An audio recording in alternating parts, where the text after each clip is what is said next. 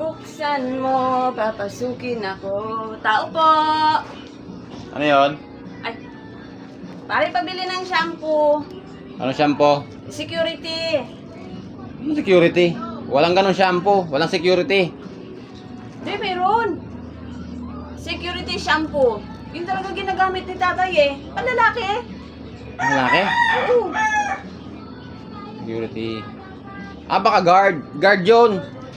Ay, guard nga pala. Ingot. Dali, titingnan ko. Kamining kasi eh. Ah, wala na. Ubus na. Wala na ako nun. Ay, sige. Sabihin ko na lang sa tatay. Pero meron pa dito, panlalaki din.